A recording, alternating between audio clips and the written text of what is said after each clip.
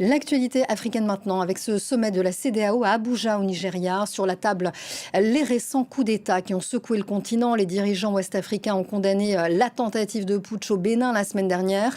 Concernant la Guinée-Bissau, ils ont rejeté le programme de transition proposé par la junte militaire. Ils réclament le retour à l'ordre constitutionnel sous peine de sanctions. Écoutez le président de la commission de la CEDEAO. Les événements de ces dernières semaines ont montré concrètement ce que signifie la solidarité régionale au sein de la CEDEAO. Tout d'abord en Guinée-Bissau, où des élections pacifiques et transparentes ont été torpillées par une intervention militaire. Puis vint la malheureuse tentative de coup d'État en République du Bénin. Celle-ci fut rapidement et fermement réprimée par la CEDEAO sous la houlette de la République fédérale du Nigeria. Et ce sommet a été suivi par notre correspondant à Abuja, Moïse Gomis. Écoutez.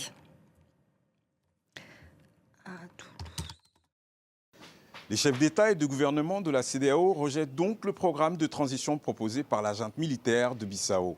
Ils réclament toujours le retour immédiat à l'ordre constitutionnel et ils demandent la mise en place d'une transition courte et inclusive, rassemblant et représentant le plus largement possible les forces politiques bissau-guinéennes.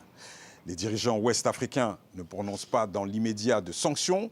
En revanche, des sanctions pourraient cibler toute personne empêchant la mise en place des mesures préconisées par la CEDEAO. Une nouvelle mission de haut niveau devrait d'ailleurs s'envoler les prochains jours pour rencontrer les dirigeants de la junte à Bissau. Et les chefs d'État de la CEDEAO sont revenus aussi sur la tentative de putsch avortée au Bénin. Pour eux, l'intervention de la force d'attente à Cotonou est un signal fort envoyé. Leur message est désormais qu'aucun coup d'État ne sera toléré dans une région ouest-africaine souffrant déjà d'insécurité. Enfin, les chefs d'État de la CEDEAO ont validé le Sénégal pour la présidence de la Commission. Le président Diomaye Faye suggérera donc prochainement le nom du successeur de Oumar Aliou Touré, l'actuel président de la Commission.